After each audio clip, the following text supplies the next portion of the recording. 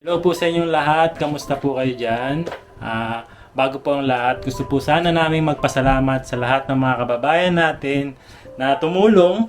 Yun, kung natatandaan nyo yung last na pinost po natin about dun kay Arman, na isang bata na may sakit na or na-diagnose with a microcephaly with global developmental delay and recently diagnosed with nephrotic kidney disease. And yun nga daw po, ang sabi, since 4 months old siya, lumabas na yung sakit na to starting ng pandemic year 2020. So, dahil sa kalagayan ni Arman, nag-decide yung doktor nila na lagyan na lang siya ng nasogastric tube sa kanyang ilong. Yun yung naging way para makakain yung bata na si Arman. No?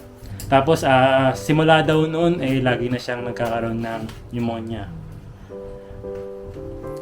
Tapos hanggang ngayon daw, ang kinakain lang ni Arman ay yung gatas. And then, meron siyang 4 to 5 maintenance meds. Meds na iniinom para makontrol yung kanyang seizures. So yun nga, simula po nung pinost namin ito sa aming Facebook page sa J Pinoy Vlogs, meron tayong mga kababayan na tumulong sa kanila financially at nagbigay ng konting mga cash. Ayan, maraming salamat po sa inyong lahat. And bukod dun, mahal, sobrang nakakataba ng puso na malaman din na may isa rin tayong kababayan na nagbigay ng tulong sa mga naging instrumento para mabigyan ng sariling wheelchair si Arman. No, sobrang makakataba ng puso na meron pa rin tayong mga kababayan na ganito yung ating way ng pagtulong. No? So yun, nilapit daw niya to kay Governor Remulla. Ayan, maraming salamat po, Governor Remulla, sa pagtulong sa mga kababayan natin. And especially para kay Arman na bata pa lang ay nagkaroon na ng ganitong klaseng sakit. And bigay ko na rin tong opportunity natin na magpasalamat sa isang kababayan natin na si Gelbin. Ayan. Thank you, Gelbin. Ayan. Actually, si Gelbin, mahal, na-meet na natin siya noong birthday ni Yuna Chang. Isa siya sa mga umattend sa birthday ni Yuna Chang. And simula pa noon talagang sumusuporta na siya sa JP ng Vlogs. And nung nalaman niya na kailangan ng tulong ng isang kababayan natin, hindi siya nagdalawang isip kundi ginawa niya agad ng aksyon na matulungan si Arman nagkaroon ng sariling wheelchair at financially ngayon daw ay tinutulungan daw. Ayan. Maraming salamat sa iyo. Maraming salamat po. God bless talaga sa inyo. And sa lahat po ng mga kababayan natin na gusto rin tumulong or mag-abot ng tulong para kay Arman. Ito po yung kanilang official GCash account. Pwede natin silang padala ng kahit maliit lang na bagay. Malaking tulong na to para sa kanila. Ayan. Maraming salamat po.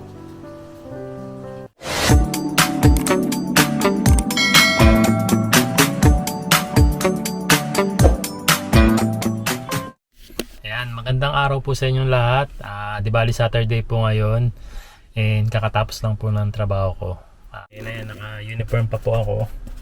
Kakalalabas ko lang ng pabrika. And nandito ko ngayon sa Avail. Ito po ako ngayon sa Avail store. May bibilin lang po kasi ako dyan. Bago ko pumasok dyan, sasagutin ko lang yung nagtatanong din about sa trabaho. May nag-comment po kasi tinatanong kung ilang araw ba ang pasok sa pabrika or trabaho sa pabrika. So dito sa Japan po, iba-iba naman po yung araw ng or schedule ng pasok ng mga pabrika. Dito sa pinapasukan ko, Monday to Saturday may pasok. Monday to Friday, lahat kami nandoon, and every Saturday naman, hinati yung mga tao. Ibig sabihin parang merong team A, merong team B. Halimbawa, itong Sabado na to, papasok kayo mga Team A.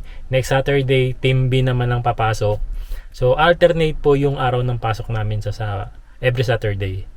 Sa dati namang pinapasukan ko, iba naman yung schedule nila ron. Monday to Friday, may pasok. Tapos kapag kailangan ng trabahador or busy, pinapapasok nila ng Saturday. So hindi naman pilitan yun or required. Tinatanong naman kami, okay lang ba pumasok ka ng Saturday? Kung okay sa'yo, papasukin ka nila. Pag ayaw mo naman or may lakad ka, hindi naman sila namimilit. No? Ang maganda lang po kasi dito kapag Saturday, dahil nga hindi naman yun yung usual na araw ng pasok ng trabaho, pag pumasok ka ng Saturday, bukod doon sa sinisweldo mo per day, dadagdagan pa yun ng plus 25%. So halimbawa, ang sinisweldo ng isang factory worker dito sa Japan ay 4,000 pesos. Ayan. So dadagdagan nyo ng 25%, magiging 5,000 pesos. Kasi yung 25% ng 4,000 pesos ay 1,000 pesos. So magiging 5,000 pesos yung sasweldoin mo ngayong araw ng Sabado. Kaya yun yung maganda kapag papasok ng Sabado sa mga pabrika. And sa ibang company, ganun din naman. Kaya kahit minsan ramdam mo ng pagod ka, gugustuhin pumasok ng Sabado kasi medyo malaki yung mapupunta sa'yo or makikitain mo nung araw na yon. Ayan, pasok na ako dito sa store. Meron lang kasi akong talagang mahangin.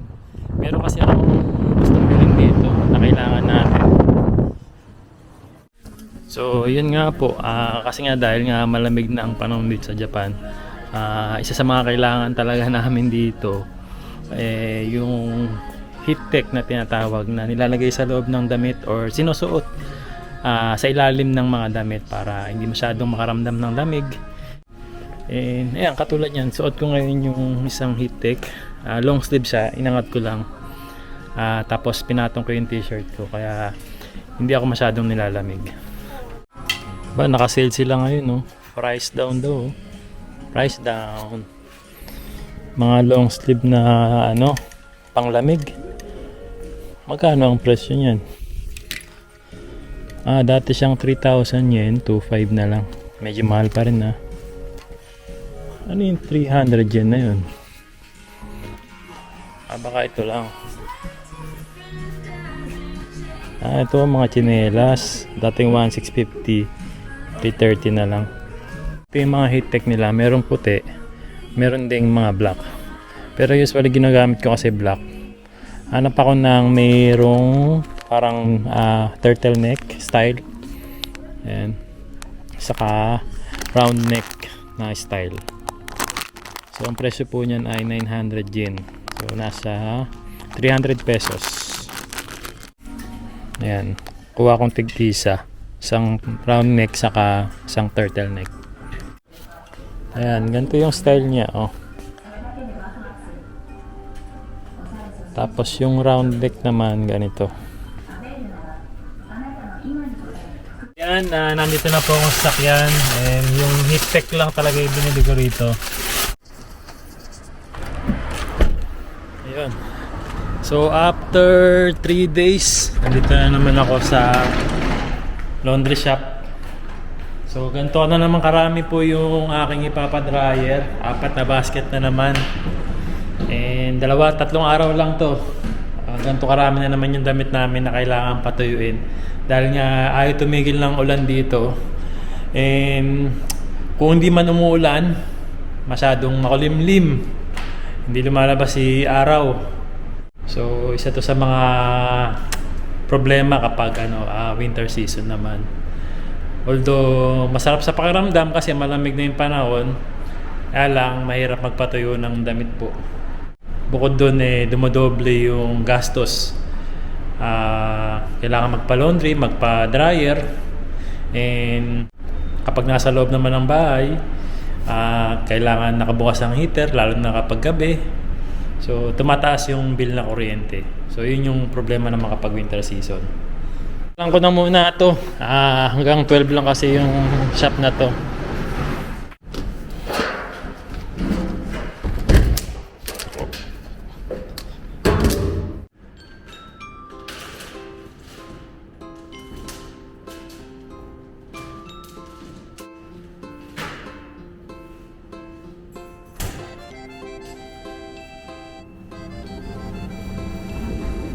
Kuya, kumusta?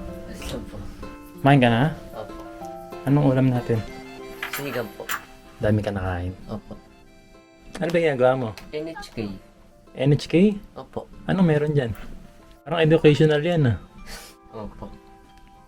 Sila Kuya AG kasi, actually si Yuna Chang din, meron din silang sariling laptop na galing sa school. Lahat ng bata, no? Tigi-tigi sa silang laptop para may magamit sila sa school, sa bahay. Tapos ang mga laman lang yan, puro educational lang. Opo. Pero bawal pa manood ng YouTube. Di po kayo. No, naka-block ang YouTube diyan. Hindi sila pwedeng manood ng YouTube syempre. Paano kaya nagawa yun, no? Ang galing, no? Ano po, bago po nila yata, binablock na po yata nila yung lahat na bawal. So, anong ginagawa niyo diyan kapag nasa school kayo? Paano niyo ginagamit? Yung ano po, mga ego. Ego, nagtuturo din sa inyo ng English? Opo. Oh, galing Sige, aral ka muna dyan Magbibihis muna ako. Ayun, may ipapakita daw si Kuya AG na ginawa niyang parang, ano bang tawag doon? Yung Sa parang, merong ginawa pala si Kuya AG yung slideshow. Gamit itong laptop niya. Ayan, papakita daw niya sa inyo. Kuya. Patingin nga, Kuya. Ayan. Ayan po. Ano po to English? English, Opo. Welcome to Ashkaga. Oh. Sabihin ko po yun Welcome to Ashkaga. Then, Parang inaano mo yun sa kanila yung Ashikaga, yung lugar natin. Opo. We have a nice restaurant. Sushi. Tapos, You can eat yakiniku. oh, oishiso. It's delicious. Yes. We We have a flower park. Yes. Ayan, ito po yung flower park na pinuntahan natin last time. You can play a big park. Yes, meron din yung sa amin yan. Mga park. Please visit Ashkaga. Wow. Finish. Finish. Ayun, si Mama Aya pala wala pa rin sa bahay kasi kanina after niyang galing sa work hanggang 3 PM kasi yung work ni Mama Aya pag uwi niya, nagluluto na siya agad ng dinner. Tapos after niya magluto naman sinusundo na niya si Yuna Chang ng by 5 PM sa Gakudo or sa after school club ni Yuna Chang. Hanggang ngayon nasa labas pa rin sila kasi bumibili naman ngayon si Mama Aya ng mga gamit ni Kuya Iji. Nagagamitin naman ni Kuya Iji kasi nalalapit na yung excursion na tinatawag. Overnight kasi sila sa Tokyo. Kung baga sa atin sa Pilipinas, katulad ko dati nag-aral ako doon. Field trip naman ang tawag doon. Sa kanila naman excursion or ayun nga pupunta sila sa Kamakura. Puntahan po namin. Yan ang pupuntahan nila, yung Kamakura, yung sikat na Buddha doon sa Tokyo, no? Opo. Nandito na sila Yuna Chang, saka si Mama Aya. Pagod? Ano yan? Squeeze. Saan galing to? Mama, kahapon sa plake? Oh, yes, yo. Galing ka sa Daiso? Namae wa puni-puni. Puni-puni. Chan. Ayan si Mama Aya. Tsukaresama desu.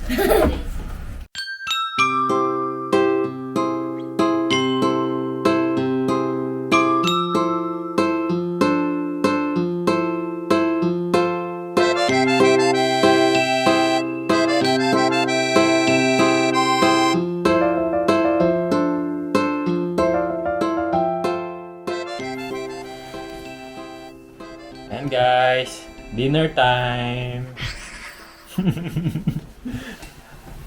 Alam niyo na kung bakit excited ang mukha ni Yuna Chang. Ulam kasi namin ay Shinima. Shinima. Sinigang dayo. Sinigang des. Shinima. Isa sa mga favorite ulam ni Yuna Chang. Sinigang. Favorite って言うと思った。 May soup. Anong tawag sa mushroom na ganito, Mahal? Yung puti? 長キノコ。 Nagakinoko? 違う。Ano yan? Ano ba yan? Shiitake? Shiitake? Ha? たせ Correct me if I'm wrong. たせき Sinigang for dinner. Init-init. Yummy. シニマ。 Sinigang. Ngayon kain tayo. なんかいたよ。ムール。 Tadakimasu. くるくる。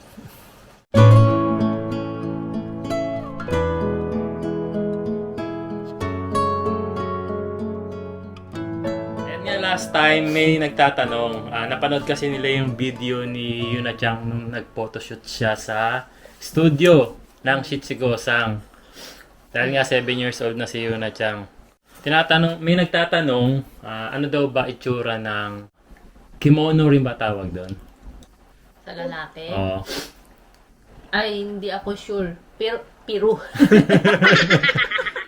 Pero ano? Piru, baka kimono. Kimono. Nung 7 years old din kasi si Kuya Eiji, pinapicturean din natin siya Oo, ng hinabol natin. Hinabol natin kasi mag-8 years old na siya noon eh, no? May picture naman si Kuya Eiji noon. Ang lalaki, parang ano rin, sa babae, pwedeng may dress and may kimono, ganon. Yung, kumbaga, yung merong modern and traditional. Na susuotin, no?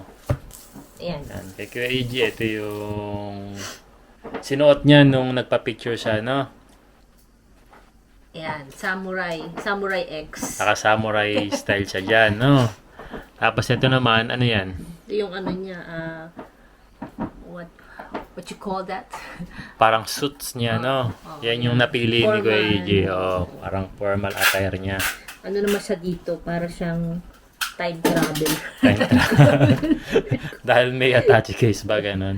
Yeah. Tapos yun nga, sabi ko sa inyo, nagpagawa rin kami ng wall frame para kay Kuya Eiji. Yan. May nakikita ako rito. Bakit kasama to? Pogi, no? Yan. Mag-8 years old na actually si Kuya Eiji dyan. Tapos may picture din tayo dyan, mahal ni Yuna Chang, nung ilang months ba siya dyan? 3 Siguro months? naman marami na nakakakita nito dun sa mga nunum. Nung dating bahay natin, yan sa wall Ilan natin. taon ba si Yuna Chang dito? 3 months old. 3 3 months o 6 months? At ano to nagkataon na parang campaign. Ano ba yung campaign sa yung mga bata dito, pinipicturean sila pag 3, 5, 7. Kaya nga Shichi Anniversary nila. Oh. Nalala mo nun, di ba, nung nagpa-picture si Gigi, sasabay sana natin magpa-picture si Yuna Chang ng 3? 3 years old. Oh. Or 5 ba? 3. 3. Oo. Alam ko 5. 3 kasi 5 years ang gap nila eh. Ganun ba yun? Tapos ayaw niya. Natatakot pa si Yuna Chang kasi pa siya nun. noon. So, ayun, sabi namin, shoganay, May- magagawa. Ngayon excited na siyang gawin yung kanyang 7 years old. Ayan. Tapos pakita mo na rin sa kanila, mahal, yung time ng 7 years old ka. Nag-ano kayo ng papa mo, saka ng mga lola 1, saka ni lola 2. Buti na itabi pa ni lola 1 ba yan? Nagtabi niyan? Ayan, si lola 1. Ano si lola 2 rito? Di ba kasama niyo ito na? Siya nagpicture. Siya yung nagpicture. Tapos ang mama, saka ang papa ni Aya. As you can see, si Papa, vlogger siya. Tignan mo. Mahilig din magdala ng camera. Oo.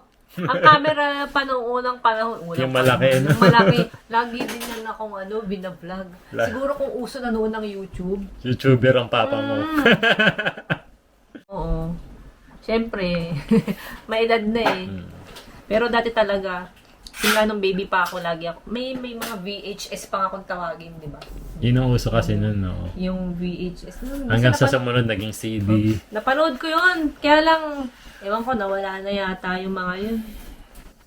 Kung magkakaroon ka tayo ng pagkakataon, baka makabisita tayo dyan sa temple na yan, no? No, yan. Pipicturean naman si Yuna Chang sa mga temple. Kailan yun, mahal? Sa December 8. December 8 naman si Yuna Chang. Teka nga, wala akong formal wear eh. Hiramin ko kaya itong kay Ubachang.